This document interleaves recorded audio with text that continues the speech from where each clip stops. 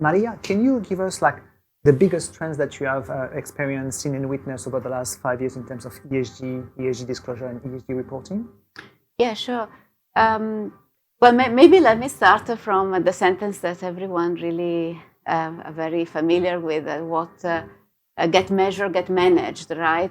But sometimes this has also its fallacy, because sometimes the measure becomes the target, and then everything can be in a way distorted. It's like when you study and you only study for the exam, and then you don't learn anything. So what we are seeing is exactly that sometimes people are really focused in the way their measurement are reflecting their value, but without doing the work behind that. So what we do with our clients as a bank is try to see how to deconstruct this, how to go back and really see, when we're talking about ESG, what is it that it really means for you and how it is implemented into your structure. And that would help for the disclosure to be more realistic in a way, and to take into account of what can be meaningful and valuable, but also to take the accountability, the responsibility of the externality that the company is also creating. And that's what ESG is there for, to highlight what is positive, but also what has to be tackled and the way you're tackling it. So that's, in a way, the principle that we operate through. And then you follow the framework. You follow ways of reporting that we tend to consolidate into what is acceptable for your stakeholders, and particularly your investors, your banks, the regulator, and those who are looking at you and evaluating you. And thankfully now this disclosure framework, momentum. Exactly, it is a great momentum, because finally, after a few years of different ways of doing it, there is a great consolidation. So that allows us, and particularly for those who are starting now, to really have a leg up. You have worked with Invesco and NCDP. Can you tell us more about the pressure from investors on ESG disclosure? Absolutely. So investors need to have a way to evaluate corporates. ESG has to be ingrained into that way of evaluating corporate. And they tend to wanting something that is standardized. So to really better reflect that way of that value that you have, you need to understand what are the standards that they are using, what are the way that investors look at the corporates through the type of disclosure. And so that's why we tend to look at at those main, and I call them the golden standard framework, that are taking a more wider use for the investor to digest the data, to compare them, to look at them in a way that can allow decision making. Thank you. I'm sure we will go through that with you, Fazil, regarding the different frameworks. In the meantime, Anita, we would like to understand what is going on in terms of regulation, globally speaking, regionally speaking, the shift from soft regulation to hard regulation. Can you elaborate a bit on that, please? Yeah, of course. It's true that compared to Maria, we have far more transversal and top-down approach. So in the UAE in particular, we have very international. As a regulator, work with the international standard setters, and not only for disclosure, with ISSB, as a kind of part of a working group on the two exposure drafts. But let me tell you about taking a step back. So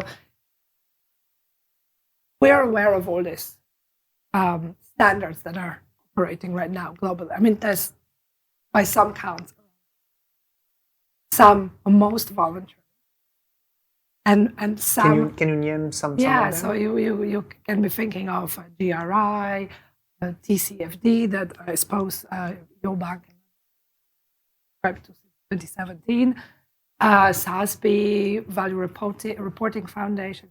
Now there are some the European standards, like for example, non-financial reporting directive, more mandatory by the nature of it. Now there is a drive, and definitely during COVID 2020, when the proposal from the IFRS Foundation came up to actually bring all this under one umbrella and create what first was a prototype, but now a body that will oversee and create a global baseline, consolidating the various standards, right? And so this global baseline is really kind of a turning point to what Maria was saying, where things are going. We are kind of on the brink of something because the standards have been consulted upon. Many of you probably commented on them. I know the the Institute for International Finance that we participated in as well as observers through the various securities regulators. Yeah. We have commented. Now we haven't seen the final standard. There are plenty of comments, how to improve the standard, how to make it more workable for the reporting entities and so on. Now we are from a regulation point of view, standardization is a good thing because there are also like two trends, financial materiality and double materiality. Which is the European one. Exactly, yes, absolutely. Yes. So is there any view from the region on that? From the region, we've been observers. I mean, obviously, we in the financial center here, we have an exchange, but on the equity side, it's pretty small. So it didn't really push us to start requiring under any of the GRIs or a TCFD, pushing the disclosures. However, the mainland regulator, the onshore, the SCA, they have based their requirements in 2020 on the GRI. And so the listed entities. Okay. So more like a stakeholder approach. Yes. And I think you'll be able to say something because many have struggled to start with, and they have gone a long way to improve the reporting. Now the next step is, so that's what we're doing as part of the UAE Sustainable Finance Working Group, that all the regulators, ministries, the COP team are all involved in, and we are as a regulator. Where we look at this specifically, we met the Value Reporting Foundation that is now integrated in the ISSB. We discussed it extensively, and so the next step in 2023, in the run-up to COP, is really to sit down and say, okay, once these are adopted finally, which we hear it's 2023, once there is the IOSCO endorsement, because that's kind of how it cascades down to the regulators, we need to take a stand about how we are going to do it. Are we going to gradually introduce it? We understand that many emerging markets regulators have responded with somewhat reluctance, and so there is a project to run a multi-annual partnership framework with many emerging markets regulators. I think the UAE is more ambitious than that. That's my sense in this, because also of the hosting COP, so there is kind of momentum to create. But it will take time, I think. Regionally in the global south will take time to adapt. So we might see the multi-speed, if you will. Maybe the wording, like it will be like initiatives or guidelines more than regulation. It might, yes. Or it might cover only a section of entities, like say only listed, and not go to the unlisted, like what the banks would be looking at as borrowers. So it can be, but it's not decided yet, I must say, at this stage in the UAE. And we have a plan. We're kickstarting in January again to look at it in more detail. Yeah, thank you. Obviously, we see also that there is the regulators in the US, the SEC, and Europe through EFRAG.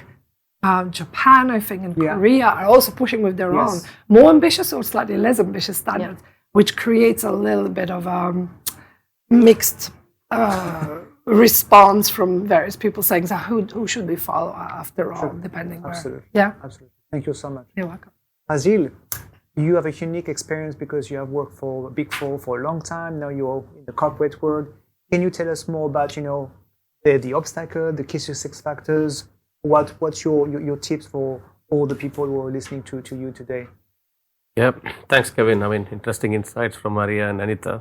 To touch upon maybe what Anita mentioned, of course, for each company, the pressures are different. So if you are listed, for example, as my company, TAQA, Abu Dhabi National Energy Company, so we are listed in ADX. So there is a requirement on us to make sure we disclose the sustainability report every year.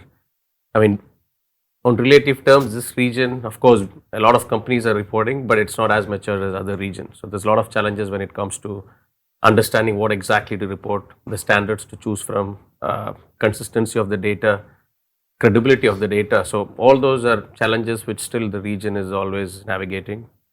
I think two is, which is important, which Maria touched upon the start. Some do report for the sake of reporting, but eventually report is a reflection of how ESG is integrated into your business and how it is actually creating the value. So the key focus is to make sure ESG is integrated into your business strategy, because then naturally everything should ideally fall in place. And of course, you should see in your value which you create for you as a company and for your stakeholders. So you see that as a key success factor. Exactly, definitely, definitely. I think as a company, you should know what exactly ESG means for you and how is it bringing value. Otherwise, you might be thinking it's something extra on top of you. You won't get what exactly you're desiring. You could maybe mask it to some extent in your reporting, but eventually you should have that integrated. Otherwise, there won't be value creation over the years. The top management involvement should be. Oh yeah, definitely. You should have right from the board. There should be a governance system overall for ESG, and at the board level, the executive level, there should be a PM office set up and running. And eventually, what the report should do is a reflection of what is your ESG journey, what is the outcome of it. So I think that is ESG integration is very important. Data is always a challenge for everyone. I think there's a practice in the region which is still there. Like people tend to see financial data separate, and then of course ESG data is like something as non-financial and separate. I think that should also change over the time, because eventually your ESG valuation is also affecting your financial. So there should be more and more integration. There are so many good examples happening in the region. A lot of companies actually keeping ESG itself part of the annual reports, even the financial statements. So that is a good step. I think from a corporate perspective, we being a listed entity with some of our exposure in other markets, TAQA operating in 11 countries and bonds and LSE and things like that. What is most important for us, even which is reflected in our corporate scorecard, is the ESG ratings. So all the companies, of course, are worried about the credit ratings. But these days, investors are also looking at your ESG performance, and hence the ratings by ESG rating agencies is also very much important. Of course, similar to the standards, there is also a lot of inconsistencies, or it's kind of an alphabet soup when it comes to ESG ratings. But regulation are coming as well. Exactly, but the good thing is, it's good and bad. There's a lot of standards to look up to, so you have lots of choices, but of course there's a bit of inconsistency. But even in the region, there's a lot of kind of structuring happening in place. The various bodies are trying to put a structure into the place so that there is less confusion for the entities to report on, what to report on, and how to measure performance. Thank you very much. Can you just tell us a bit more about the different framework that you use, DRI, SASB, TCFD, and how it is helping top management to move forward with their sustainability strategy? Yeah, I think region tend to have GRI as their favorite, mainly because GRI kind of caters to all kinds of stakeholders, right? But of course, entities which are more trying to address the investors, they treat SASB very seriously. TCFD, or reporting on the climate change, is getting much and more prominent, especially for the region which is more energy sector specific. Absolutely. And when I talk about climate change, the region is also heavily focused on supply chain, so the scope 3 and everything becomes important. So that is getting picked up more and more. I would say still all are using GRI kind of an anchor standard, but they still make sure there is a SASB which is also being shown, TCFD. And I think quite a lot of entities focus here showing their alignment to the UN SDGs as well.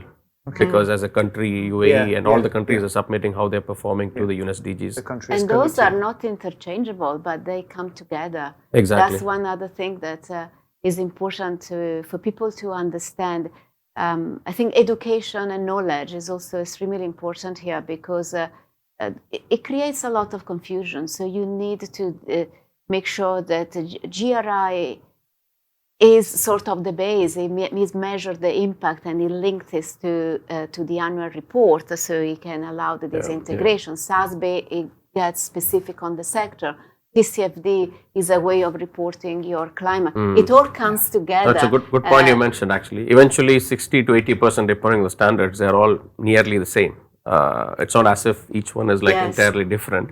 But of course, you have to work around with the nuances. And I think more important is you have to come with what is actually suiting you as a company in terms of the KPI selection and the definition and so forth. But it's awareness and capacity building is very important, especially for the region, not just on reporting standards, but how to integrate ESG, manage ESG. And I think it's a good step what IFRS is doing with ISSB, because now we can talk somewhat a similar language with the CFOs and the financial people. Now they also understand what ESG is all about, and it's there right up there in the agenda as well of the company. Totally. It becomes on top of the agenda of the accountant. It becomes on top of the agenda of all the functions. Yeah.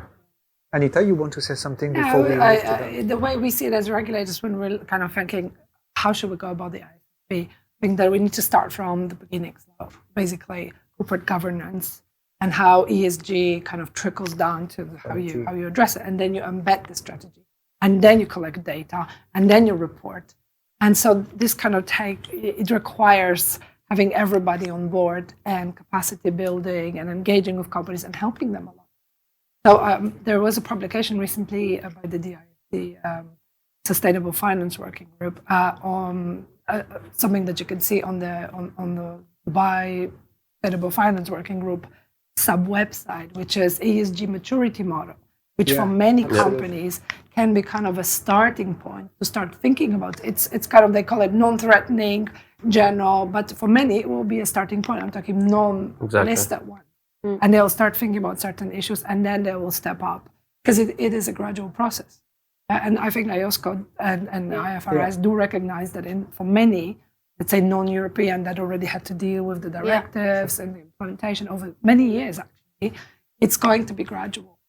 Yes. I like to think of it as a virtuous circle, because on one end, we always get asked, where do I start from? And naturally, you would think I get asked from, you start from collecting the data, but then what is the data that I collect? So it is very good to have a framework of reference, because it gives you the sort of discipline. But even ESG rating gives you a discipline in a way to create that diligence in collecting the data.